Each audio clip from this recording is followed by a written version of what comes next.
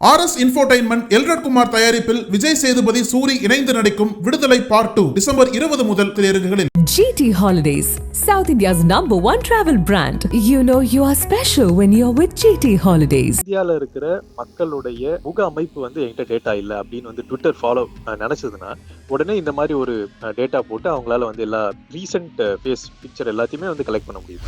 ஒரு பெரிய டாக்குமெண்ட் இருக்கும், வருஷம் அதை கொடுப்பாங்க. நீங்க அக்ரி கிளிக் பண்ணாதான் நீங்க ட்விட்டர் யூஸ் பண்ண முடியும், ஃபேஸ்புக் யூஸ் பண்ண முடியும்னு. அதை கிளிக் பண்ணிட்டா நீங்க அந்த தகவலை உலகத்துல நான் எங்க வேணாலும் எடுத்துட்டு போவேன், எதுக்கு வேணாலும் எடுத்துட்டு போவேன், நான் என்ன வேணாலும் பண்ணுவேன்.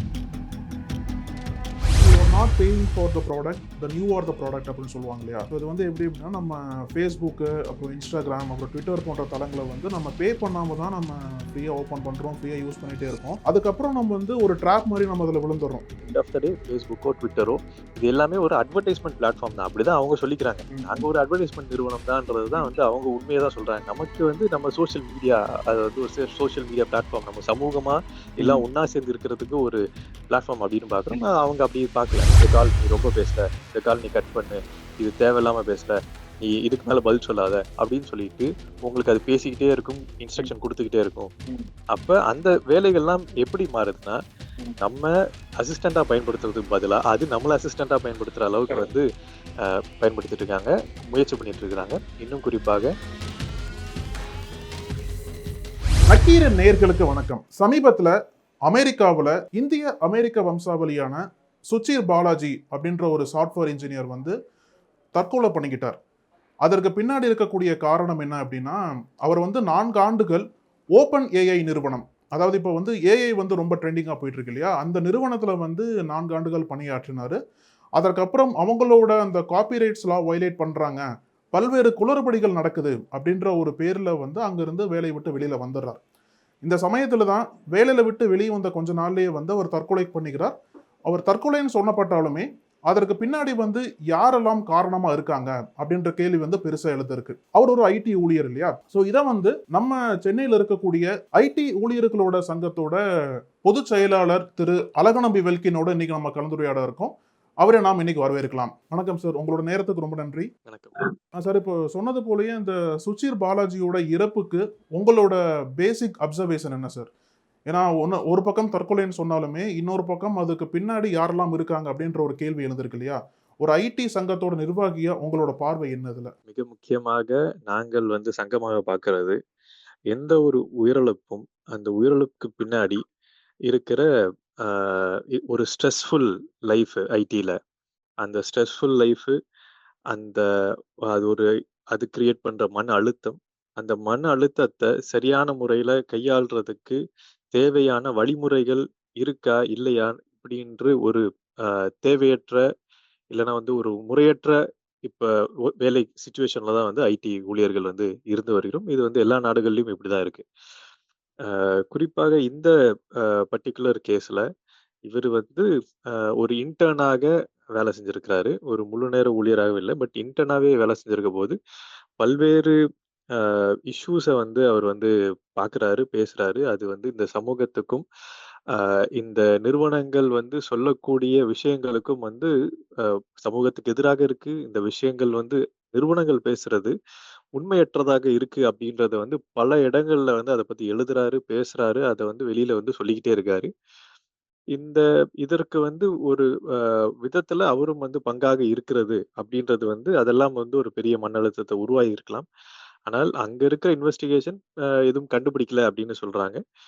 நம்ம முக்கியமாக புரிந்துக்க வேண்டியது என்னன்னா, மன அழுத்தம் இல்ல ஸ்ட்ரெஸ் இந்த மாதிரியான விஷயங்கள்ல ஒரு ஊழியர் பாதிக்கப்படும் போது, ஆர் எனக்கு வழி தெரியல, நான் என்னை கார்னர் பண்றாங்க அப்படின்ற ஒரு நிலைமை வரும்போது, முதல்ல மருத்துவரை அணுகி, அந்த துறை சார்ந்த வல்லுநரை அணுகி, இதுல எனக்கு என்ன தீர்வு, நான் இதுல இருந்து எப்படி வெளியில வர்றதுன்னு சயின்டிபிக்கா அறிவியல் பூர்வமாக இதுல இருந்து வெளியில வர்றதுக்கு டிஸ்கஸ் பண்றதுதான் மிக முக்கியமான அவசியமான ஒண்ணு. அத பண்றது இங்க பல உயிர்களை காப்பாத்தும். பல பிரச்சனைகள்ல இருந்து தற்காலிகமா வெளியில வர்றதுக்கு ஒரு வழியை கிடைக்கும் அப்படின்றது முக்கியமாக சொல்ல விரும்புறோம். சார், இப்போ நீங்க சொன்னது போலயே இதுல இன்னொரு பெரிய கேள்வி என்ன அப்படின்னா, இப்போ நம்ம நிறைய டாக்குமெண்ட்ரிஸ் பார்க்குறோம். நெட்ஃப்ளிக்ஸ்லேயே கூட பல டாக்குமெண்ட்ரிஸ்ல அந்த ஒரு குறிப்பிட்ட நிறுவனத்துல வேலை செஞ்சவங்க வேலையை விட்டுட்டு வெளியில வரும்போது நிறுவனத்துக்குள்ள நடக்கக்கூடிய பல்வேறு மோசடிகளை வந்து அம்பலப்படுத்துவாங்க. இவங்களை வந்து விசில் ப்ளோவர்ஸ்னு சொல்லுவாங்க இல்லையா? ஸோ இந்த மாதிரி ஒரு விசில் ப்ளோவிங்கை வந்து தான் இவர் வந்து பண்ணியிருக்கார் சுச்சிர் பாலாஜின்றவர். இது ஒரு பக்கம் வந்து அந்த நிறுவனம் பண்ணக்கூடிய மோசடியை வந்து வெளிப்படுத்தினதை ஒரு பக்கம் பார்த்தாலுமே, இன்னொரு பக்கம் வந்து இது எத்திக்கலா சரியா இருக்குமா சார்? உங்களோட பார்வையில் எப்படி எடுத்துக்கிறது இதை? முக்கியமாக இந்த விசில் ப்ளோயிங்ன்றது வந்து ஒரு அமெரிக்கன், ஒரு யூரோப்பியன் ட்ரெண்டா தான் வந்து நம்ம பார்க்கலாம். நம்ம ஊர்ல பெருசா அந்த மாதிரியான ஒரு செட்டப் கிடையாது. ஆனால் அங்க இருக்கிற முக்கியமான விஷயம் என்னன்னா, அமெரிக்காலயும், யூரோப்லயும் இருக்கிற சட்டங்கள், நீங்க வேலையில இருக்கும்போதே வந்து விசில் ப்ளோ பண்ணலாம் அப்படின்றது வந்து சொல்லுது. ஸோ அதாவது விசில் ப்ளோன்றது என்னன்னா, ஒரு நிறுவனம் தன்னுடைய செயல்பாட்டுல சட்டத்துக்கு விரோதமாகவும், அங்க இருக்கிற சமூகத்துக்கு விரோதமாகவும், நாட்டுக்கு விரோதமாகவும் செயல்படுறத, மூடி மறைக்கிறத இவங்க கண்டுபிடிச்சாங்கன்னா, அத வந்து வெளியில சொல்றது அப்படின்றது தான் வந்து விசில் ப்ளோயிங். அங்க யூரோப்லலாம் பார்த்தீங்கன்னா, இதுக்குன்னு தனி ஒரு வெப்சைட்டே வச்சிருப்பாங்க. அரசே ரன் பண்ணுது அந்த வெப்சைட்ட. அந்த வெப்சைட்ல ஊழியர்கள் எந்த நாட்டுல வேலை செஞ்சாலும், ஆர் அந்த இப்ப யூரோப்பியன் கண்ட்ரில இருக்கிற ஒரு நிறுவனத்துடைய ஊழியர்கள் எந்த நாட்டுல இருந்தாலுமே, அந்த வெப்சைட்ல வந்து அந்த இஷ்யூவ போடலாம். போடும்போது அந்த நிறுவனத்துக்கு போகும், அரசுக்கும் போகும், அங்க இருக்கிற சங்கத்துக்கும் போகும், ஊழியர்கள் சங்கத்துக்கும். ஸோ இப்ப எல்லாருக்கும் போகும்போது அந்த பிரச்சனையில இம்மீடியட்டா தலையிடணும் அப்படின்ற ஒரு நிர்பந்தத்துக்கு வந்து வராங்க. இந்த மாதிரியான செட்டப்ல தான் வந்து இவரு வெளியில கொண்டு வராரு. அதாவது காப்பிரைட் அப்படின்ற ஒரு அ சட்டத்தின் அடிப்படையில இவங்க வயலேட் பண்றாங்க. ஏஐ முக்கியமாக ஏஐலயும் சொல்லப்படுற ஜெனரேட்டிவ் ஏஐன்ற லார்ஜ் லாங்குவேஜ் மாடல்ஸ உருவாக்குற நிறுவனங்கள், நாங்க வந்து வெறும் காப்பிரைட் வயலேஷன நாங்க வந்து காப்பிரைட் வயலேட் நாங்க பண்ணல அப்படின்ற சொல்ற அந்த கூற்று தவறானது அப்படின்றத வந்து இவர் வந்து வெளியில வந்து சில கேஸ வந்து முன்னாடி வச்சு இந்த மாதிரியாக பண்றாங்க அப்படின்றத வெளியில கொண்டு வராரு. இத வெளியில கொண்டு வர்றது அங்க இருக்கிற சட்டப்படி இது சாத்தியம். இதேதான் வந்து அந்த நாட்டினுடைய என்எஸ்ஏ அதாவது நேஷனல் செக்யூரிட்டி அட்வைசரின்னு சொல்ற என்எஸ்ஏ வந்து அவங்களுடைய புலனாய்வு அமைப்பு. அந்த புலனாய்வு அமைப்பு வந்து சட்டத்துக்கு விரோதமாக அந்த நாட்டு மக்களை, உலக நாட்டு மக்களையும் வந்து கண்காணிக்குது அப்படின்னு சொல்லிட்டு ஸ்னோடன் வந்து வெளியில வந்து சொன்னாரு. அப்படியான பவர்ஃபுல்லான ஒரு மெக்கானிசம் தான் இந்த விசில் ப்ளோயர் அமைப்பு, அந்த சட்டம். அது மூலியமாக வெளியில சொல்றது வந்து எந்த சிக்கலும் இல்ல. அது மாரி நெறைய சொல்லணும். இந்தியால இது இந்த மாரியான ஒரு செட்டப்பே கிடையாது. ஸோ எந்த நிறுவனம் தப்பு பண்ணாலும், அந்த நிறுவனத்துடைய தப்புகள வெளியில வந்து சொல்ல முடியாத அக்ரீமெண்ட் வந்து இங்க போடப்படுது. நீ வந்து இந்த நிறுவனத்தை பத்தி வெளியில எங்கேயும் சொல்லக்கூடாது. யார்கிட்டயும் சொல்லக்கூடாது. அப்படின்னு இதெல்லாம் சட்டத்துக்கு புறம்பானது, ஹியூமன் ரைட்ஸ்க்கு புறம்பானது. அதனால இத தட்டி கேட்கறதுக்கு இங்க இருக்கிற அரசுகள் இது வந்து இடம் குடுக்கல. அப்படியாக சொல்லப்படுற வெளியில வர விசில் ப்ளோயிங் அ இஷ்யூஸ்ல வச்சு தான் பல இன்னும் டீட்டெயிலான பிரச்சனைகள வந்து வெளியில கொண்டு வராங்க. எக்ஸாம்பிள்க்கு ChatGPT போன்ற இந்த மாதிரியான லார்ஜ் லாங்குவேஜ் மாடல்ஸ் ஆர் புதிய ஜெனரேட்டிவ் ஏஐ சொல்லப்படுற மாடல்ஸ்ல எப்படி வந்து அது ஒரு ஆர்டிஃபிஷியல் இன்டெலிஜென்ஸ் அது வந்து ஒரு மனிதனுக்கும் அப்பாற்பட்டது, மனிதனுக்கும் மேல அப்படின்னு வந்து சொல்லப்பட்டுட்டு இருந்த பின்னணியில, அதற்கு சொல்லிக் குடுக்கிறதே இந்தியா, ஆப்பிரிக்கன் கண்ட்ரீஸ் இந்த மாதிரியான தேர்ட் வேர்ல்ட் கண்ட்ரீஸ்ல இருக்கிற ஆயிரக்கணக்கான, லட்சக்கணக்கான மக்கள் தான் அதுக்கு வந்து டேட்டாவே வந்து ப்ரொவைட் பண்றாங்க. அது சரியா, தப்பான்னு வந்து அதுக்கு சொல்லிக் குடுக்குறாங்க. அப்படின்ற தகவல் வந்து இந்த மாதிரியான ஒரு விசில் ப்ளோயிங்ல தான் வெளியில வருது. அப்ப அது இன்டெலிஜென்ஸ்லாம் கிடையாது. அதற்கு லட்சக்கணக்கான மனித உழைப்பு வந்து அதுக்கு செலுத்தப்படுது. அந்த மனிதர்கள் கிட்டேருந்து கத்துக்கிட்டது தான் வந்து அது திருப்பி வந்து சொல்லுது. ஸோ கிளிப்புள்ள மாரி சொல்றது தான் வந்து அந்த தொழில்நுட்பம். அப்படின்றத வந்து சொல்றதே ஒரு விசில் ப்ளோயிங் ஆக்டிவிட்டி மூலியமாக தான் நடக்குது. அப்படி நடக்கும்போது, இது சட்டப்படி இத வந்து அவங்க பிராண்டிங்க்காக, மார்க்கெட்டிங்க்காக என்ன வேணாலும் வந்து சொல்லலாம். பட் அதுல இருக்கிற அ நுவான்சஸ் என்ன பிரச்சனைகள் உண்டாக்கும்? இது போய் மருத்துவத் துறையில பயன்படுத்த முடியுமா? இல்ல. அதுக்கான பிரச்சனைகள் நெறைய இருக்கு. அது வந்து ஹலூசினேட் பண்ணும். அது வந்து அ ஏதாவது உளறும். அப்படின்ற விஷயங்கள்லாம் இந்த மாதிரியான ஆஸ்பெக்ட்ல இருந்து தான் வெளியில வருது. அதனால விசில் ப்ளோயிங் வெறும் அவசியமான ஒரு அம்சம். ஆனால் நமக்கு சட்டப்படி இல்ல. அமெரிக்கால இந்த மாரியான விஷயங்கள் வெளியில வர்றது வந்து நல்லது அப்படின்றத பார்க்கிறோம். சார், நீங்க சொன்னது போல ChatGPT பத்தி சொன்னீங்க இல்லையா? இப்போ வந்து ஆ, பல்வேறு நிறுவனங்கள் இந்த ஏஐ போட்டியில வந்து இப்ப இணைஞ்சுட்டே வராங்க. அதுல குறிப்பா சொல்லணும் அப்புட்ன்னா, இதுக்கு முன்னோடி யார் அப்புட்ன்னா, ChatGPTயோட சாட்பாட்ட பத்தி சொல்லலாம். ஸோ இந்த நிறுவனத்துக்கு அகைன்ஸ்டா பல்வேறு வழக்குகள் நீங்களே சொன்னது போல காப்புரிமைய வந்து தொடர்ந்து மீறுறாங்கன்னு சொல்லிட்டு ஒரு வழக்கு இருக்கு. இந்த மாரி பல்வேறு வழக்குகள் அவங்க மீது இருக்கு. இன்னொரு பக்கம் பார்த்தீங்கன்னா, இதுக்கு நெறைய பாப்புலாரிட்டியும் வருது. இந்த மாரி ஏஐ நிறுவனங்களுக்கு. இந்த சாட்பாட்டுக்கு எல்லாமே. ஸோ இந்த சாட்பாட்டோட பிசினஸ் மாடல் என்ன? இப்ப நமக்கு அடிப்படையாலே நமக்கு ஏதோ ஒண்ணு தேடணும் அப்புட்ன்னா, டக்குனு நம்ம வந்து Google தான் போ தோணும். இதோட பிசினஸ் மாடல் என்ன, அப்புறம் வந்து இந்த கூகுள் போன்ற சர்ச் இன்ஜின்களுக்கும் இந்த சாட்பாட்டுகளுக்கும் இருக்கக்கூடிய வித்தியாசம் என்ன சார்? பெரிய வித்தியாசம்னு என்ன சொல்லலாம்? நமக்கு சாட்பாட் அப்படின்றதுக்கும் டெக்னிக்கலா பார்த்தீங்கன்னா, சாட்பாட்டுக்கும், சாட் ஜிபிடிக்கும் வந்து ஒரு பெரிய டிஃபரன்ஸ் இருக்கு. அதாவது சாட்பாட்ன்றது வந்து ஒரு 4 கேள்வி 4 பதில். அந்த 4 கேள்வி 4 பதிலுக்குள்ள தான் வந்து இருக்கும். ஆனா சாட் ஜிபிடின்றது வந்து நீங்க அது சம்மந்தமா என்ன கேட்டாலும் வந்து அது திருப்பி திருப்பி வந்து வேற ஒரு விதமாக பதில் சொல்லும். வெறும் 4 கேள்வி 4 ஆன்சர்ல இருந்து இல்லாமல், அதையும் தாண்டி அது வந்து பேசுறதுக்கான ஒரு வாய்ப்பு இருக்கு. அதுதான் லார்ஜ் லாங்குவேஜ் மாடல்ஸ்ன்னு வந்து சொல்றாங்க. இது ஒரு முக்கியமான சயின்டிஃபிக் அட்வான்ஸ்மென்ட். நம்ம இந்த கடந்த 10 வருடங்கள்ல நடந்த முக்கியமான சயின்டிஃபிக் அட்வான்ஸ்மென்ட். இது பல துறைகள்ல பல வேலைகள வந்து தலைகீழாக மாத்துறதுக்கான அம்சங்கள் உடையது. குறிப்பாக டேட்டா என்ட்ரி வேலைகள், கஸ்டமர் சேல்ஸ், ஸோ இந்த மாதிரியான பல வேலைகள வந்து இதுக்குள்ள இது வந்து அ கம்ப்ளீட்டா மாத்துறதுக்கான சாத்தியக்கூறுகள் இருக்கு அப்படின்றத சொல்றாங்க. மாத்திக்கிட்டு வந்துகிட்டே இருக்கு நெறைய இடங்கள்ல. இந்த தொழில்நுட்பங்கள் நமக்கு வந்து பயன்படுத்தும்போது, அதுக்கு சொல்லிக் குடுக்குறதுக்கு நெறைய டேட்டா வந்து தேவைப்படுது. ஸோ அப்ப இந்த போட்டியின் காரணமாக இந்த நிறுவனங்கள் என்ன பண்றாங்கன்னா, பொது வெளியில இருக்கிற தகவல்கள எடுத்து இதுக்கு வந்து சொல்லிக் குடுக்க ட்ரை பண்றாங்க. பொது வழியில இருக்கிற நியூஸ் ஆர்டிகிள்ஸா இருக்கலாம், புத்தகங்களா இருக்கலாம், பிடிஎஃப்ஸா இருக்கலாம், விக்கி பேஜஸா இருக்கலாம். ஸோ இந்த மாதிரியான தகவல்கள எடுத்து ஏன்னா அதுதான் வந்து மனித சமூகத்தினுடைய அறிவு. ஸோ அந்த அறிவ எடுத்து அந்த லார்ஜ் லாங்குவேஜஸ் சொல்றாங்க. ஏன்னா இது கிளிப்புள்ளை மாரி தான் செயல்படும். என்ன குடுக்குறோமோ அதுதான் வெளியில சொல்லும். கெட்டதா நீங்க குடுத்தீங்கன்னா, அது கெட்டதா வெளியில பேசும். நல்லதா குடுத்தீங்கன்னா, நல்லதா பேசும். பொலிட்டிக்கல் சயன்ஸ் ஆர்டிகிள் மட்டும் குடுத்தீங்கன்னா, அது பொலிட்டிக்கல் சயன்ஸ் ஆர்டிகிளா தான் அது வந்து பேசும். அதே மாதிரி தான் வந்து சினிமா ஆர்டிகிளா அதுக்கு குடுத்தீங்கன்னா, சினிமா ஆர்டிகிள் மட்டும் தான் அதுக்கு வந்து தெரியும். ஸோ இந்த மாதிரி வந்து என்ன குடுக்குறோமோ, அதுதான் அதனுடைய டிஃபைன் பண்ணுது. அப்ப லார்ஜ் லாங்குவேஜ் மாடல நான் எல்லா இண்டஸ்ட்ரிக்கும் நம்ம பொதுவா செஞ்சா தான் எனக்கு வந்து எல்லா இண்டஸ்ட்ரிக்கும் இத விக்க முடியும். அப்படின்றது தான் அதனுடைய அடிப்படையா இருக்கு. அப்ப எல்லா தகவலையும் கலெக்ட் பண்ணோம்னா, நியூஸ் பேப்பர் எடு. பல புக்ஸ எடு அப்படின்றத சொன்னாங்க. ஸோ அதுல தான் காப்பிரைட் வயலேஷன் வருது. இந்த நிறுவனங்களுக்கு எந்த விதமான காசும் குடுக்காமல் அவங்க வந்து பண்றாங்க. இதுல 2 கருத்து இருக்கு. நீங்க பொது வெளியில இருக்கிற தகவல்கள ஆல்ரெடி பப்ளிஷ் ஆன தகவல்கள எடுத்து இதுக்கு ட்ரெயின் பண்றதுல அ ஒரு பிரச்சனையும் இல்ல அப்படின்னு சொல்லிட்டு இந்த நிறுவனங்களே வாதாடுறாங்க. ஏனால் நான் வந்து அத வச்சு நான் காசு பண்ணல அப்படின்னு சொல்றாங்க. இத வச்சுட்டு நான் வந்து அ அ இப்ப வாஷிங்டன் போஸ்ட் மாரி ஒரு காம்படிட்டிங் நிறுவனத்த வந்து நான் வந்து உருவாக்க போறதில்ல அப்படின்னு சொல்றாங்க. அது ஓரளவுக்கு உண்மை. ஆனால் இதுல மறுபுறம் என்ன வாதாடுறாங்கன்னா, இதே லார்ஜ் லாங்குவேஜ் மாடல்ஸ வச்சு இந்த ChatGPT மாதிரியான மாடல்ஸ வச்சுக்கிட்டு, அ வாஷிங்டன் போஸ்ட்ல வந்து ஆர்டிகிள்ஸ் மாதிரியே என்னால ஆர்டிகிள டைரக்ட்டா வந்து மைக்ரோசாஃப்ட் வந்து உருவாக்க முடியாது. ஆனால் நான் மைக்ரோசாஃப்ட்க்கு காசு குடுத்து நான் உருவாக்கிக்கலாம். ஸோ அப்படி இருக்கும்போது இது இன்டைரக்ட்டா வந்து வயலேட் பண்ணுது அப்படின்றது தான் வந்து பத்திரிகைகளுடைய கூற்றா இருக்கு. இதே தான் வந்து நம்ம சோசியல் மீடியா சம்பந்தமாவும் வரும்போது, இதே மாரி தான் ஒரு கான்ட்ரடிக்ஷன் வந்துச்சு. அதாவது என்னுடைய நியூஸ போட்டு தான் Facebook வந்து நெறைய பேர வந்து வியூவர்ஷிப்ப கொண்டு வருது. ஸோ அப்ப டைம்ஸ் ஆஃப் இந்தியாவோ, ஹிந்துவோ, இல்ல வாஷிங்டன் போஸ்டோ இந்த மாதிரியான நிறுவனங்கள் அவங்களோட நியூஸ வந்து Facebookலயோ, Twitterலயோ போட்டு ரெவென்யூ ஜெனரேட் பண்ணும்போது, அதுல எனக்கும் ஒரு பங்கு வேணும் அப்படின்னு சொல்லிட்டு கேட்கறாங்க.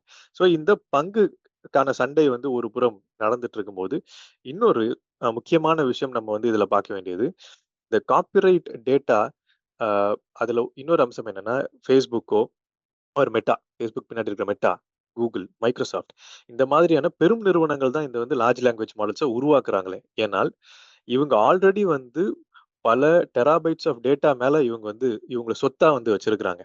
எக்ஸாம்பிளுக்கு Facebookல இருக்கிற எல்லாருடைய தகவல்களும், அவங்க போடுற போஸ்ட்டுகளும், ஃபோட்டோஸையும் இது வந்து Facebook மெட்டா கிட்ட இருக்கு. Googleல தேடுற எல்லாத்துடைய எல்லா நிறுவனங்களுடைய எல்லா சர்ச்சும், அதுல இருக்கிற வெப் பேஜஸும் எல்லாமே வந்து Google கிட்ட இருக்கு. அதே மாரி தான் Microsoftல இருக்கிற எல்லாருடைய ஃபைல்ஸும். ஸோ இவங்க எல்லாமே அவங்க கிட்ட இருக்கிற டேட்டாவ தான் பிரதான டேட்டாவா வச்சு இந்த லார்ஜ் லாங்குவேஜ ட்ரெயின் பண்றாங்க. அதுல இருக்க கேப்ஸ அடைக்கிறதுக்கு இந்த மாரி நியூஸ், புக்ஸ் இதெல்லாம் வந்து பயன்படுத்துறாங்க. ஸோ ஆல்ரெடி இந்த தகவல் எல்லாமே மக்கள் கிட்ட இருந்து பெறப்பட்ட நாலேட்ஜ். எந்த நிறுவனங்கள் காப்பிரைட் இது ஏன் சொத்து அப்படின்னு சொல்றாங்களோ, அந்த நிறுவனங்கள் மக்கள் கிட்ட இருந்து மக்களுக்கு எந்த காசுமே குடுக்காமல், எந்த விதத்திலயும் அவங்க கிட்ட ஒரு ஒப்பீனியன் கூட கேட்காம, "நான் உன் டேட்டாவ இதுக்கு நான் பயன்படுத்த போறேன். இதுக்கு நீங்க குடுக்கறதுக்கு சம்மதமா?" அப்படின்னு ஒரு வார்த்தை கூட கேட்காம, அவங்க வந்து பயன்படுத்தி காசு செஞ்சுட்டு இருக்கிறாங்க. இதுல பல்லு இருக்கிற இந்த மாதிரியான நியூஸ் மீடியாஸ் வந்து இப்ப வந்து எனக்கு வேணும் அப்படின்னு சொல்லிட்டு கேட்கறாங்க. எங்கள பொறுத்தவரைக்கும் அறிவு வந்து பொதுவா இருக்கணும். அறிவு வந்து எல்லாருக்கும் வந்து பொதுவா இருக்கணும். அப்ப பொதுவா இருக்கும்போது தான் சயின்ஸ் வளரும். இந்த சமூகத்துக்கு எல்லா எல்லா தகவல்களும் வந்து எந்த தடையும் இல்லாமல் கிடைக்கும். அந்த தகவல கிடைச்சா தான் நான் வந்து அறிவுபூர்வமா ஒரு முடிவெடுக்க முடியும்.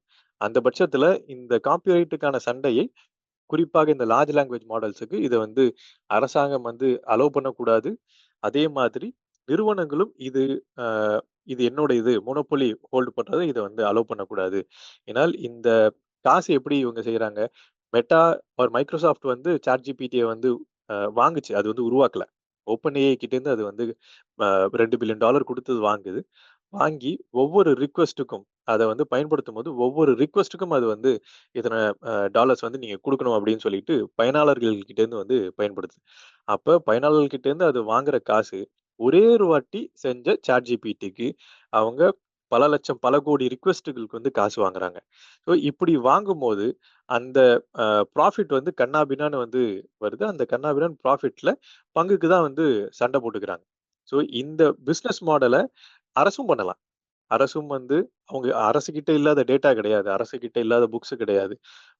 பொது வெளியில இருக்கிற தகவல்கள் கிடையாது. அரசு நெனச்சா, அ மக்கள் கிட்ட இருந்து வந்து தகவல வந்து கேட்டு வாங்கலாம். கொடையா வந்து வாங்கலாம். அப்படி கொடையா குடுக்குற டேட்டாவ வச்சு அரசு இந்த மாதிரியான ஒரு லார்ஜ் லாங்குவேஜ் மாடல் செஞ்சுச்சுன்னா, அது மக்களுக்கு இன்னொரு பெரிய பயனுள்ள ஒரு அம்சமா வந்து இருக்கும். இந்த மாதிரியான போட்டிகளுக்கு வந்து அதுதான் வந்து ஒரு தீர்வா வந்து இருக்கும். அரசு ஒரு ChatGPT மாதிரி ஒண்ணு உருவாக்கி விட்டுருச்சுன்னா, அதுக்கப்புறம் மிச்சம் எல்லாரும் வந்து இலவசமா குடுக்கறதுக்கு, அதுல அதுக்கப்புறம் ஃபியூச்சர் ஆட் பண்றதுக்கு அதுல காசு வேணா கேட்பாங்க. ஸோ அந்த மாதிரியான ஒரு அம்சம் உருவாக்குறதுக்கு அது போகும்னு நெனைக்கிறோம். சார், இப்போ நீங்க சொன்னதிலயே வந்து எனக்கு 2 முக்கியமான பாயிண்ட் ஒண்ணு. ஒண்ணு வந்து போட்டி சொன்னீங்க. இன்னொரு பக்கம் இந்த நிறுவனங்களிடம் இருக்கக்கூடிய டேட்டாபேஸ். ஸோ நம்ம ஏற்கனவே பேசின மாரி இந்த நிறுவனங்கள் எல்லாமே வந்து ஒண்ணுக்கு ஒண்ணு போட்டி போட்டுக்கிறாங்க. அதே டைம்ல இவ்வளோ டேட்டாபேஸ் வச்சிருக்காங்க இல்லையா?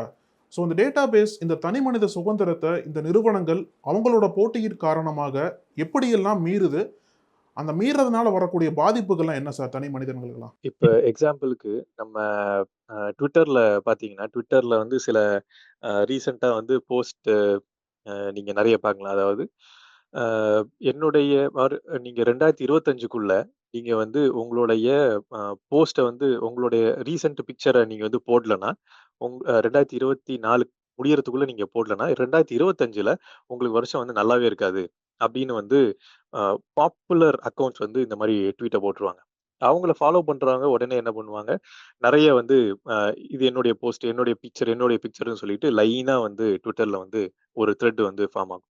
இப்படியே வந்து பல தகவல்கள அ இது இத வந்து ஃபார்மிங் சொல்றாங்க. அதாவது டேட்டா ஃபார்மிங் அப்படின்றது சோசியல் மீடியால சொல்றாங்க. ஸோ டேட்டா ஃபார்மிங் மூலியமாக குறிப்பிட்ட தகவல்கள இந்த நிறுவனங்கள் பாப்புலர் அக்கவுண்ட்ஸ் மூலியமா கலெக்ட் பண்ண வந்து முடியுது. ஸோ எனக்கு வந்து இந்தியால இருக்கிற மக்களுடைய முக அமைப்பு வந்து என்கிட்ட டேட்டா இல்ல அப்படின்னு வந்து Twitter ஃபாலோ நெனச்சதுன்னா, உடனே இந்த மாரி ஒரு டேட்டா போட்டு அவங்களால வந்து எல்லா ரீசென்ட் ஃபேஸ் பிக்சர் எல்லாத்தையுமே வந்து கலெக்ட் பண்ண முடியுது. கை விரல் எனக்கு வந்து கிடைக்கல. எனக்கு வந்து ஒரு காரோடைய பிக்சர் கிடைக்கல. ஒரு ரோடோடைய பிக்சர் கிடைக்கல. எனக்கு எங்கெங்கெல்லாம் டேட்டா தேவை இருக்கோ, அதெல்லாம் வந்து இந்த மாரியான சோசியல் மீடியா பிளாட்ஃபார்ம்ஸ் நினைத்த நேரத்தில் உடனடியாக கலெக்ட் பண்ற வாய்ப்புகள் இருக்கு. ஆனால் இந்த டேட்டாவெல்லாம் எப்படி பயன்படுத்த போறாங்க அப்படின்றதுக்கு இந்த மக்களுக்கு நேரடியாக இதுக்கு தான் இந்த டேட்டா கலெக்ட் பண்றோம்னு சொல்லி இவங்க கலெக்ட் பண்றது கிடையாது. ஏதோ வந்து ஒரு சோஷியலா சும்மா நாங்க பண்றோம் அப்படின்னு சொல்லிக்கிட்டு இந்த டேட்டா வந்ததுக்கு அப்புறம் ஒரு பெரிய டாக்குமெண்ட் வந்து இருக்கும். வருஷா வருஷம் அத குடுப்பாங்க. நீங்க அக்ரி கிளிக் பண்ணா தான் நீங்க Twitter யூஸ் பண்ண முடியும், Facebook யூஸ் பண்ண முடியும்னு. அத கிளிக் பண்ணிட்டா, நீங்க அந்த தகவல உலகத்துல நான் எங்க வேணாலும் எடுத்துட்டு போவேன், எதுக்கு வேணாலும் எடுத்துட்டு போவேன். நான் என்ன வேணாலும் பண்ணுவேன். அதிலிருந்து நீ எந்த விதமான நலனையும் கிளைம் பண்ண முடியாது அப்படின்னு வந்து இருக்கும். ஆனால் என்னுடைய பிரைவேட் வாழ்க்கைய, என்னுடைய தனிப்பட்ட வாழ்க்கைய ஒரு நிறுவனம் எனக்கு தெரியாமல், எனக்கு முழுமையாக அத பத்தி சொல்லாமல், எல்லா விதத்திலும் அதோடைய ப்ராஃபிட்டுக்கு பயன்படுத்தும்போது, இது நாளைக்கு எங்கெங்கெல்லாம் வந்து அ அ வெளியில வெளிக்காட்டும்னா, என்னுடைய இன்சூரன்ஸ், மெடிக்கல் இன்சூரன்ஸ நான் வந்து என்னுடைய மெடிக்கல் டேட்டாவ இந்த மாரி நிறுவனங்கள் வந்து எடுக்கும்போது, எடுத்து இவருக்கு வந்து இந்த மாதிரியான நோய்கள் வர்றதுக்கு வாய்ப்பு இருக்கு அப்படின்னு தெரிஞ்சாலே, என்னுடைய பிரீமியம் வந்து கூடிரும். நான் வந்து சில ஆயிரங்கள் பே பண்ணிட்டு இருக்கிறதுல இருந்து, பல்லாயிரங்கள் பே பண்ற சூழல் வரும். இது ஏன்னே எனக்கு புரியாது. என் தகவல வச்சு எனக்கு தெரியாமல் என்னுடைய பொருளாதாரத்தை, என்னுடைய வாழ்க்கையை இவங்க வந்து நிர்ணயிக்கிறாங்க.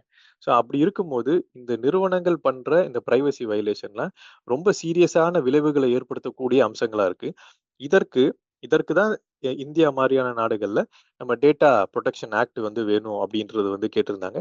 யூரோப்ல பார்த்தீங்கன்னா, ஜிடிபிஆர் அப்படின்ற ஒரு சட்டம் இருக்கு. அது வந்து ரொம்ப வலுவா இருக்கு. அதுல வந்து வயலேட் பண்ணாங்க அப்படின்னா, ஒரு நிறுவனத்தினுடைய ஆண்டு வருமானத்துல 10% வரைக்கும் ஃபைன் போடலாம் அப்படின்னு வந்து சொல்றாங்க.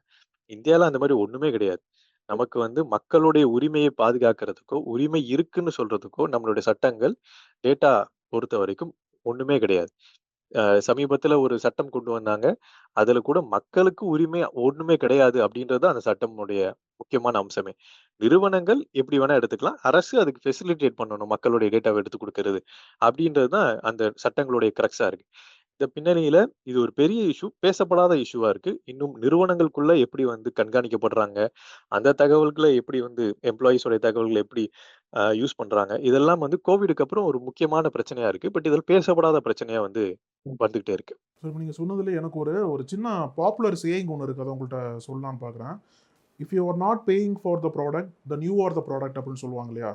ஸோ இது வந்து எப்படி அப்படின்னா, நம்ம ஃபேஸ்புக்கு, அப்புறம் இன்ஸ்டாகிராம், அப்புறம் ட்விட்டர் போன்ற தளங்களை வந்து நம்ம பே பண்ணாமல் தான் நம்ம ஃப்ரீயாக ஓப்பன் பண்ணுறோம், ஃப்ரீயாக யூஸ் பண்ணிகிட்டே இருக்கோம். அதுக்கப்புறம் நம்ம வந்து ஒரு ட்ராப் மாதிரி நம்ம அதில் விழுந்துடுறோம். நம்ம என்னென்னலாம் பேசுகிறோமோ அதெல்லாமே இங்கே ரிஃப்ளெக்ட் ஆகுது. ஒரு ப்ராடக்ட் ஆகலாம், ஒரு மூவி ஆகலாம், எல்லாமே அதில் வந்து ரிஃப்ளெக்ட் ஆகுது இல்லையா? அப்போ வந்து அந்த நிறுவனங்கள்லாம் நம்மளெல்லாம் ஒரு ப்ராடக்ட்டை பார்க்க ஆரம்பிச்சிடுறாங்க. ஸோ அதே மாதிரி அல்காரிதம் தான் இந்த சாட் ஜிபிடி ஒர்க் ஆகுதா சார்? இல்லை அது எப்படி ஒர்க் ஆகுதாங்க? அங்கேயும் இதே மாதிரி தான் பயன்படுத்தப்படுறாங்களா மக்கள் எல்லாத்தையும்? அதாவது தகவல்களை வந்து பயன்படுத்துறதுல 2மே வந்து ஒண்ணுதான். ஸோ தனி மனித தகவல்களை எடுத்து தங்களுடைய ப்ராஃபிட்ட வந்து அதிகப்படுத்துறதுக்காக அவங்க வந்து யூஸ் பண்ணிக்கிறாங்க. அது வந்து ஒண்ணுதான். ஆனால் சோசியல் மீடியால ஒரு தகவல்களை பயன்படுத்துறதுக்கும், ChatGPT பயன்படுத்துறதுக்கும் வித்தியாசம் வந்து இருக்கு. சோசியல் மீடியால அட்வர்டைஸ்மென்ட்டுக்காக பயன்படுத்துறாங்க.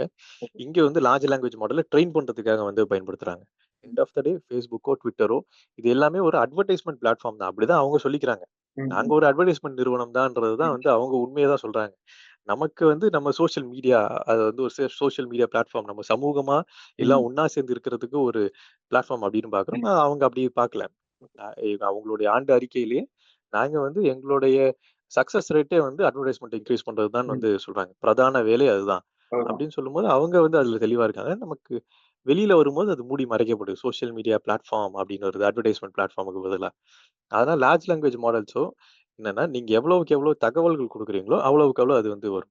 ஃபார் எக்ஸாம்பிள் லார்ஜ் லாங்குவேஜ் மாடல்ஸோ, இல்ல ஒரு ஆட்டோனமஸ் காரோ, இப்போ வந்து ஒரு கார் தானியங்கியா வந்து இந்தியாவுடைய ரோடுல வந்து பயணிக்கணும்.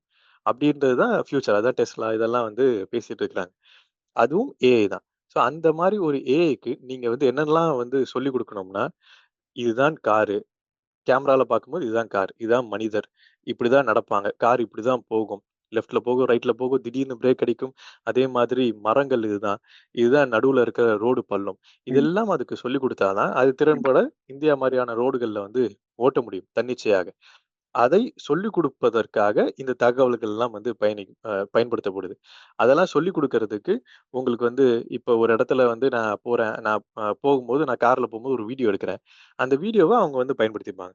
இந்த மாரி வந்து ரோடு இருக்கு. அதுல இந்த வீடியோல இதுதான் வந்து மரம், இதுதான் வந்து பள்ளம், இதுதான் வந்து பிரேக் அடிக்க வேண்டிய இடம் அப்படின்றதெல்லாம் சொல்லிக் குடுக்கறதுக்கு பயன்படுத்திறாங்க. இது யார் சொல்லிக் குடுக்குறான்னா, இங்க இருக்கிற அ அ அ இதுல யூரோப்ல இருக்க சாரி ஆப்பிரிக்கால இருக்கிற, இந்தியால இருக்கிற, பிலிப்பைன்ஸ்ல இருக்கிற அ ஒரு ஒரு நாளைக்கு ரூ. 10 ஒரு ஒரு ஒரு சொல்லிக் குடுக்கறதுக்கு ரூ. 2 ரூ. 10 அப்படின்னு அ கிக் ஒர்க் பண்ற பல லட்சம் பேர் தான் வந்து இத சொல்லிக் குடுக்குறாங்க அதுக்கு. அதுவா தானா கண்டுபிடிக்கிறது கிடையாது. ஸோ அப்படியான ஒரு பின்னணியில தான் டேட்டா வந்து பயன்படுத்தப்படுது. இந்த ChatGPT மாரியான, இல்ல ஏஐ மாரியான தொழில்நுட்பங்கள்ல. ஏஐ வந்து இப்போ தொடர்ந்து பல்வேறு வளர்ச்சிகளை அடைஞ்சிட்டே வருது. நம்ம இன்ஃபேக்ட் சொல்லணும் அப்படின்னா, யூடியூப்லேயே பார்த்தோம் அப்படின்னா 10ல் 8 ஆட் வந்து ஏஐ சம்மந்தமா தான் வருது இல்லையா? அதுவும் இப்போ ஸ்கிப் பண்ண முடியல அந்த ஆடெல்லாம் அப்படிலாம் வந்துருச்சு. இப்போ ஏஐ நம்ம பேசும்போது, எதெல்லாம் நம்ம ஏஐ டிபெண்ட் பண்ணி இருக்கணும்? எதெல்லாம் நம்ம ஏஐ டிபெண்ட் பண்ணி இருக்கக்கூடாது? முக்கியமாக இப்ப பார்த்தீங்கன்னா, இது ஏஐ வந்து ஒரு மொபைல் ஃபோன் மாரி தான். நமக்கு வந்து ஒரு 20 வருஷத்துக்கு முன்னாடி எல்லார் கையிலயும் மொபைல் ஃபோன்லாம் கிடையாது. ஆனால், இப்ப இருக்கிற ஒரு அ சிஸ்டமுடைய டெவலப்மெண்ட், கேபிட்டலிஸ்ட் சிஸ்டமுடைய டெவலப்மெண்ட்டு, புரொடக்ஷனுடைய மோட் ஆஃப் புரொடக்ஷனுடைய டெவலப்மெண்ட்டு, சயன்டிஃபிக் அட்வான்ஸ்மென்ட்ஸ் இது எல்லாமே உங்களுக்கு கையில ஒரு அறிவை இம்மீடியட்டாக பெறுறதுக்கு உங்கள் கையில வந்து ஒரு கருவியா வந்து மாறி நிக்குது. இதுவே வந்து போன ஜெனரேஷனுக்குலாம் கிடையாது. அவங்க லைப்ரரி போணும், இல்லன்னா வந்து போய் புக் வாங்கி படிக்கணும். ஆனால் இப்ப 2 தட்டு தட்டுனீங்கன்னா, உங்களுக்கு எல்லா தகவலும் உங்க கையில உடனுக்குடன் வந்துரும். அதே மாதிரியான சயின்டிஃபிக் அட்வான்ஸ்மெண்ட் தான் வந்து ஏஐ. இப்ப இருக்கிற லார்ஜ் லாங்குவேஜ் மாடல்ஸ்ன்னு சொல்லப்படுறது. ஸோ இது என்ன பண்ணுதுன்னா, உங்களுக்கு வந்து நீங்க தகவல்கள் அதிகமா இருக்கு. Googleல நான் போய் தேடுனேன்னா, எனக்கு 30,000 40,000 லிங்க் வருது. அப்ப இது எல்லாத்தையும் ஒன் பை ஒன்னா நான் படிச்சு எது சரியானதுன்னு நான் கண்டுபிடிக்கிறதுக்கு பதிலாக, ஏஐ வந்து இப்ப இருக்கிற அ அ மிஷின் லேர்னிங் மாடல்ஸ் வந்து என்ன சொல்றாங்கன்னா, நான் அத படிச்சு நான் உனக்கு வந்து சம்மரைஸ் பண்ணி சின்னதா உனக்கு குடுக்குறேன். நீ ஏன் இதுக்கு தேவையில்லாம இவ்ளோ ஸ்பெண்ட் பண்ற டைம? அப்படின்னு சொல்லி நமக்கு ஒரு அசிஸ்டிவ் வேலைய பார்க்குற திறமையோட வந்து அது இருக்கு. அந்த லெவல்ல அத வந்து அதிகப்படியா பயன்படுத்தலாம். ஆனால், அதுல இருக்கிற முக்கியமான பிரச்சனை என்னன்னா, ஹெலுசினேட் பண்ணும். அதாவது அது பல தகவல்களை அது பார்த்து வர்றதுனால, அதுக்கு இன்டெலிஜென்ஸ்லாம் கிடையாது. ம். பேட்டர்ன் தான் மேட்ச் பண்ணும். ஸோ இந்த வார்த்தைக்கு வந்தா, இந்த வார்த்தைக்கு அப்புறம் இந்த வார்த்தை வரும். அப்படின்றது தான் அது கெஸ் பண்ணி தான் வந்து குடுக்கும். அது பெரும்பாலும் அது வந்து சரியா இருக்கும். ஆனால் எப்பவுமே சரியா இருக்கும்னு சொல்ல முடியாது. அந்த பேசிஸ்ல அது வந்து தப்பா சொல்றதுக்கான வாய்ப்புகளும் இருக்கு. ஸோ நம்ம அத ஒரு ஜூனியர் அசிஸ்டன்ட்டா பயன்படுத்துறது தான் வந்து கரெக்ட்டா இருக்கும். ஆனால் அந்த பயன்படுத்தி பல வேலைகள அ காலி பண்றதுக்கும் வந்து ஏற்பாடுகள் நடந்துட்டு இருக்கு. ம். சமீபத்தில நான் ஒரு இன்டர்நேஷனல் கான்ஃபரன்ஸ் வந்து பிரான்ஸ்ல அட்டெண்ட் பண்ணேன். So okay. அதுல வந்து எப்படி கால் சென்டர் எம்ப்ளாயீஸ் உடைய வேலைகள ம். ஏஐ வந்து மாத்துது ம். அப்படின்னு சொல்லிட்டு பேசுறாங்க. குறிப்பாக நீங்க வந்து அ 10 கால் அட்டெண்ட் பண்ணிட்டு ஒரு நாள் 10 கால் அட்டெண்ட் பண்றாங்க கால் சென்டர் எம்ப்ளாயீஸ் அப்படின்னா, அந்த 10 காலுக்கு 5, 5 நிமிஷம் ஸ்பெண்ட் பண்றாங்கன்னா, இந்த ஏஐ டூல் பார்த்துக்கிட்டே இருக்கும். பார்த்துக்கிட்டு ம். 1 நிமிஷத்துல அந்த கால முடிக்கிறதுக்கு உங்களுக்கு வந்து நோட்டிஃபிகேஷன் குடுத்துக்கிட்டே இருக்கும்.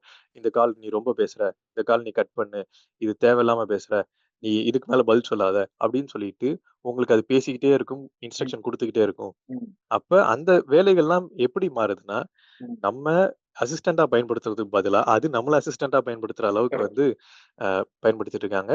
ம். முயற்சி பண்ணிட்டு இருக்கிறாங்க. இன்னும் குறிப்பாக கால் சென்டர் எம்ப்ளாயீஸ் ஒரு ரொம்ப ஸ்ட்ரெஸ்ஃபுல்லான வேலை.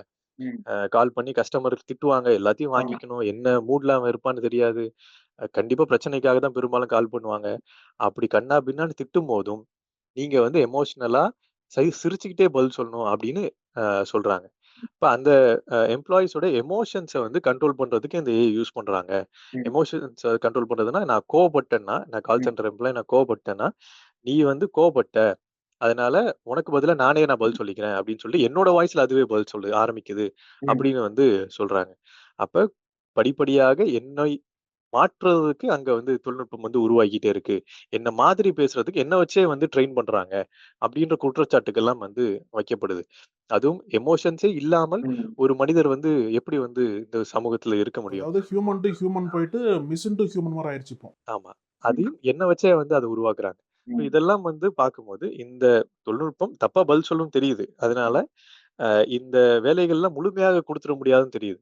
ம். ஆனால் அத கண்காணிக்கிறதுக்கு பயன்படுத்தும்போது, மேலும் மேலும் நீங்க 5 நிமிஷத்துல அ ஒரு கால் போறத, நீங்க 1 நிமிஷமா நீங்க வந்து அ குத்தி குத்தி நீங்களால குறைக்க முடிஞ்சுச்சுன்னா, ம். அப்ப 10 காலுக்கு பதிலா 50 கால் வந்து ஒருத்தர் எடுக்கிற வருது. ஒவ்வொரு காலுக்கும் காசு, ப்ராஃபிட்.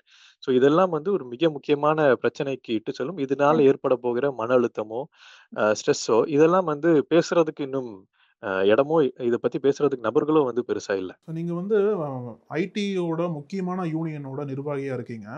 இப்போ அதே மாரி ஒரு சினாரியோ வந்து இந்தியால ஆரம்பிச்சுச்சா ஏஐ வந்து? இல்ல ஏஐ வந்து இந்திய ஐடி உலகத்துல குடுக்கக்கூடிய தாக்கம் என்ன? அந்த மாரி பாதிப்புகள் ஏற்கனவே ஆரம்பிச்சிருச்சா? இல்ல நம்ம அதுக்கு ப்ரிப்பேர்டா இருக்காங்களா? இந்த இந்திய ஐடி உலகம் பொறுத்தவரைக்கும்? அதாவது நிறுவனங்கள் கன்னா பின்னான்னு வந்து ஏஐ பயன்படுத்துறதுக்கான முயற்சிகள்ல எல்லாரும் வந்து இறங்கிட்டு இருக்காங்க. பல்வேறு பன்னாட்டு நிறுவனங்கள் ஆல்ரெடி வந்து அதுக்கான தனி குழுக்களை போட்டு சென்டர் ஆஃப் எக்ஸலன்ஸ்ன்னு சொல்லப்படுற ம்.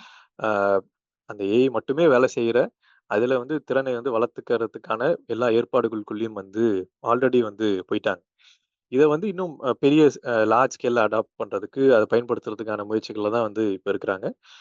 வர ப்ராஜெக்ட்ஸ் எல்லாத்துலயுமே வந்து ஏஐ வந்து ஒரு முக்கியமான அ ரெவென்யூ ஜெனரேஷன் காம்போனன்ட் அப்படின்றது வந்து எல்லா பெறுநர்களும் அவங்கள குவார்ட்டர்லி ரிப்போர்ட்ல, ஆனுவல் ரிப்போர்ட்லாம் சொல்றாங்க.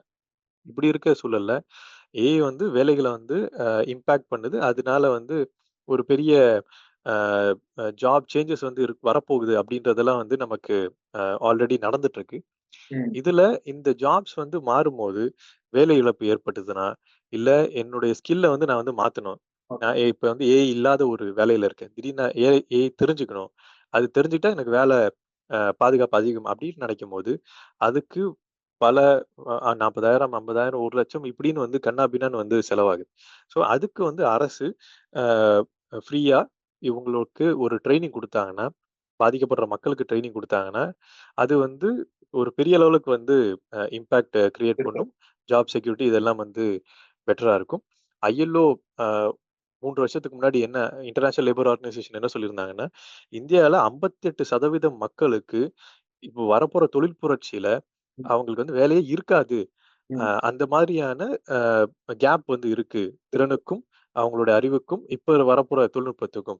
ஸோ அத அடைக்கிறதுக்கு பெருமளவுக்கு முயற்சி பண்ணணும். அதனால அதுல அரசாங்கங்கள் வந்து போதுமான அ விதத்துல அதுல செயல்படல அப்படின்னு வந்து குற்றச்சாட்டு சொல்லியிருக்காங்க. இத வந்து நிவர்த்தி பண்றது மூலியமாக இதுல ஏற்படுற நெகட்டிவ் பாதிப்புகள நம்ம வந்து கையாளலாம். சார், இப்போ இறுதியா ஒரு கேள்வி. ஒரு ஐடி ஊழியரா, ஐடி நிர்வாகியா உங்களுக்கு கேட்குறேன். ஹியூமன் இன்டெலிஜென்ஸ் வெர்சஸ் ஏஐ இந்த 2லயும் கம்பேர் பண்ணும்போது உங்களோட தேர்வு, உங்களோட ஆதரவு எதுக்கா இருக்கும்? இப்ப இருக்கிற காலகட்டத்த படி பேசணும் அப்படின்னா. அறிவியல் பூர்வமா ஆர்டிபிஷியல் இன்டெலிஜென்ஸ் அப்படின்றத இன்னும் என்ன சயின்டிஃபிக்கா சொல்றாங்கன்னா, ஆர்டிபிஷியல் ஜெனரல் இன்டெலிஜென்ஸ் அப்படின்னு சொல்றாங்க. அதாவது மனிதனைப் போலவே சிந்திக்கக்கூடிய ஒரு பொது அறிவு. அதுதான் வந்து ஆர்டிபிஷியல் ஜெனரல் இன்டெலிஜென்ஸ். அது வர்றதுக்கு இன்னும் வந்து 100 வருடங்கள் ஆகலாம் அப்படின்றது தான் இப்ப இருக்கிற அறிவியல் வளர்ச்சியினுடைய நிலை. இப்ப இருக்கிறது வந்து அது பேரு வந்து ஒரு ஆர்டிபிஷியல் இன்டெலிஜென்ஸ் சொன்னாலும், அது இன்டெலிஜென்ஸ்லாம் கிடையாது. அது ஒரு ஸ்டாட்டிஸ்டிக்கல் மாடல், பேட்டர்ன் மேட்சிங். இதுக்கப்புறம் இது வரலாம் அப்படின்றது. அதனால தான் நீங்க என்ன குடுக்குறீங்களோ அதுதான் வெளியில வரும். அதுக்கு வந்து திடீர்னு போய் குடுத்ததுக்கு சம்மந்தமே இல்லாம நீங்க ஒண்ணு கேட்டீங்கன்னா, அது பதில் சொல்லாது. ஸோ அந்த அடிப்படையில இது வந்து அ நமக்கு அசிஸ்டன்ட் ரோல் ப்ளே பண்றதுக்கு, நம்மளுடைய வேலைய சுலபமாக்குறதுக்கான ஒரு கருவியா பார்க்கலாமே தவிர, இது இன்டெலிஜென்ஸ்ன்னு நம்ம பார்க்க முடியாது. நம்மளை வந்து முழுமையாக மாத்துறதுக்கு இதுக்கு கேப்பபிலிட்டி இருக்குன்னும் வந்து எ பார்க்க முடியாது. அந்த அடிப்படையில இத பயன்படுத்தணும். இத பயன்படுத்தி அல்டிமேட்டா முடிவெடுக்க போற டிசிஷன் மேக்கிங்ல ஹியூமன்ஸ் தான் வந்து இருப்பாங்க. ஹியூமன் இன்டெலிஜென்ஸ வந்து மாத்தணும்னா, அதுக்கு பல்வேறு தேவைகள் இருக்கு. அதெல்லாம் நம்ம வந்து 2% கூட அச்சீவ் பண்ணல. இப்ப இருக்கிற தொழில்நுட்பங்கள் அப்படின்றது தான் நம்ம வந்து புரிஞ்சுக்க வேண்டியது. ஏஐ வந்து நம்மள இன்ஃப்ளூயன்ஸ் பண்ணாம இருக்கணும் அப்படின்னா, நீங்க சொன்ன வகையில நம்ம எல்லா வழிமுறைகளையும் பின்பற்ற வேண்டிய தேவை நமக்கு இருந்திருக்கு. உங்களுடைய இந்த நேரத்துக்கும், ஆழமான கருத்துக்கும் மிக்க நன்றி. Thank you. நக்கீரன் டிவிக்கு சப்ஸ்கிரைப் செய்யுங்கள். உங்கள் ஆதரவே எங்கள் பலம். ஆசிரியர்களுக்கு நண்பனாகவும் மாணவர்களுக்கு ஆசானாகவும் திகழும் தேர்வு வழிகாட்டி. ஒவ்வொரு பாடத்திற்கும் அனுபவமிக்க ஆசிரியர்களின் துல்லியமான தெளிவான விடைகள். CNC இருக்கு, தேர்வு பயம் எதற்கு? இது தீரன் பப்ளிஷிங் ஹவுஸ் விற்பனை வெளியீடு.